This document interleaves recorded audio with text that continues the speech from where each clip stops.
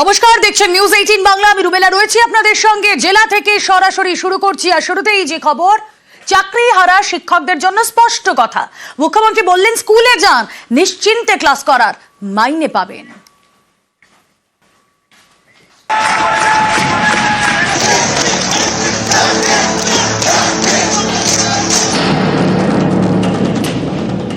শিক্ষক শিক্ষিকারা আমি বলি, আপনারা নিশ্চিন্তে স্কুলে গিয়ে ক্লাস করুন, আপনাদের মাইনে নিয়ে ভাবতে হবে না।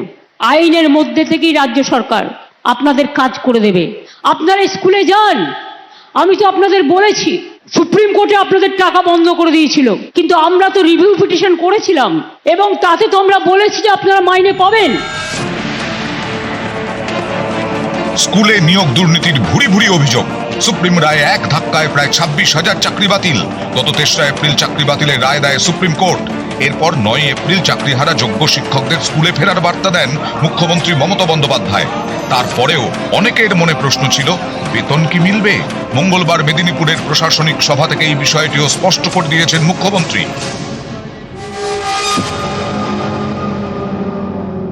শিক্ষক শিক্ষিকারা আমি বলি, আপনারা নিশ্চিন্তে স্কুলে গিয়ে ক্লাস করুন। আইনের মধ্যে থেকেই রাজ্য সরকার আপনাদের কাজ করে দেবে। আপনি এ না বি, এটা কোর্ট ঠিক করবে, আমরা নই।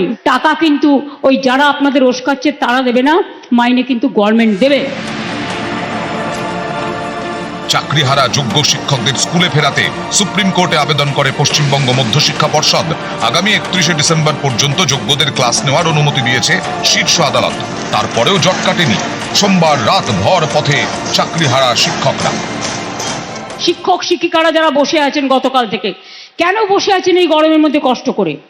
আপনারা স্কুলে যান, আপনারা নিশ্চিন্তে স্কুলে গিয়ে ক্লাস করুন, আপনাদের মাইনে নিয়ে ভাবতে হবে না। আইনের মধ্যে থেকেই রাজ্য সরকার আপনাদের কাজ করে দেবে। আমি গতকাল সন্ধ্যা থেকে কমপক্ষে 10 বার ফোনে কথা বলেছি। আমি কলকাতায় থাকলে হয়তো 1 সেকেন্ডে মিটিয়ে দিতে পারতাম। সুপ্রিম কোর্টে আপনাদের টাকা বন্ধ করে দিয়েছিল, চাকরি বাতিল করে দিয়েছিল, কিন্তু আমরা তো রিভিউ পিটিশন করেছিলাম এবং তাতে তো আমরা বলেছি যে আপনারা মাইনে পাবেন।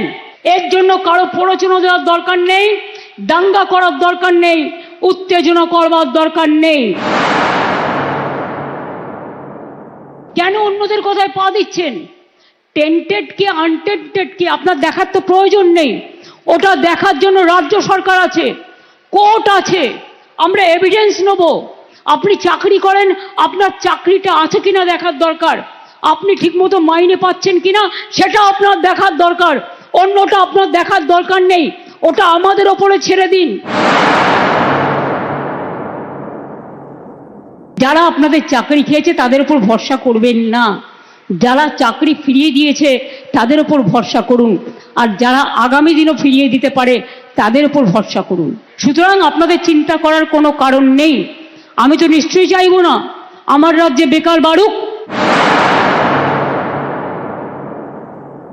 গ্রুপ সিডি যেটা বাতিল হয়েছে, আমরা আইনজীবীদের সাথে পরামর্শ করে বাদবাকিটাও আমরা নিশ্চয়ই আবার দরকার হলে রিভিউয়ে যাব। আবার দেখছি হাইকোর্টে একটা কেস করে বসে আছে, 35,000 প্রাথমিক শিক্ষককে ছাঁটাই করতে হবে। এরা কারা? যারা একদিন আমাদের মন্ত্রিসভায় থেকে তারাও কম লক্ষ্যে চাকরি দেয়নি। একবার ভাবতে লজ্জা করছে না যে মানুষের চাকরিগুলো কারার আগে তার একটা পরিবার আছে?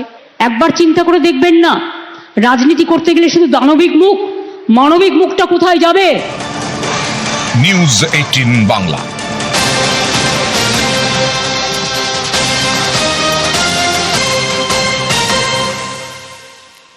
স্কুলে স্কুলে যোগ্যদের তালিকা, যাদের বেতন ফেরত দিতে হবে না তাদের তালিকা। জেলায় জেলায় ডিআই অফিসের তালিকা, ডিআই অফিস থেকে স্কুলে স্কুলে যোগ্য শিক্ষকদের তালিকা।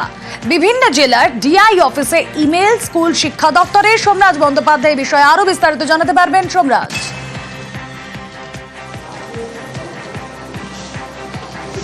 দেখো, যেটা সব থেকে বড় প্রশ্নের জায়গা ছিল, এই যে যোগ্য এবং অযোগ্যের তালিকা আদৌ কি পাঠানো হবে? এবং যে সূত্র মারফত যেটা জানা যাচ্ছে, রাজ্য স্কুল শিক্ষা দপ্তরের তরফে স্কুল শিক্ষা কমিশনার একটি ইমেল করেছেন বিভিন্ন জেলা স্কুল বিদ্যালয় পরিদর্শকদের কাছে।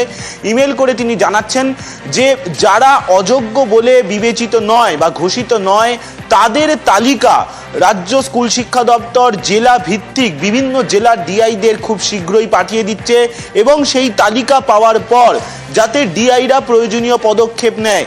কি পদক্ষেপ নেবে তার কারণ তোমাকে মনে রাখতে হবে, এই যে স্যালারি রিকুইজিশন, যে রিকুইজিশন বিভিন্ন স্কুলের প্রধান শিক্ষক প্রধান শিক্ষিকারা সাবমিট করেন তার সময়সীমা প্রায় শেষ হওয়ার জায়গায়। সেই কারণে নবম দশম ও একাদশ কারা যোগ্য এবং কারা অযোগ্য যে তালিকাটা পাঠাচ্ছে শুধুমাত্র সেই তালিকাটা হচ্ছে যারা অযোগ্য বলে বিবেচিত না, অর্থাৎ সেক্ষেত্রে যোগ্যদের তালিকা।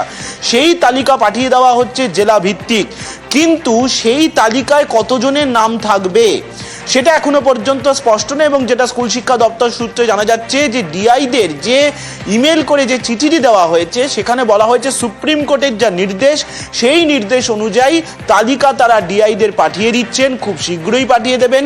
সেই তালিকা অনুযায়ী যাতে ডিআইরা পদক্ষেপ নেয়, আজ রাতের মধ্যে ডিআইরা সেই তালিকা পেয়ে যাবেন। কিন্তু প্রত্যেকটি জেলায় পৃথক পৃথকভাবে তালিকা যাবে, অর্থাৎ জেলা স্পেসিফিক তালিকা যাবে। সেই ট্যালির কাজ এখন রাজ্য স্কুল শিক্ষা দপ্তরের আধিকারিকরা করছেন। রাত 8টার পর বিভিন্ন জেলার ডিআইরা সেই তালিকা পেতে শুরু করবেন।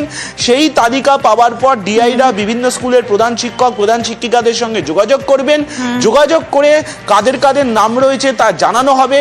জানানোর পর বিভিন্ন স্কুলের প্রধান শিক্ষক প্রধান শিক্ষিকারা স্যালারি রিকুইজিশনের জন্য তাদের নাম আপলোড করে দেবেন।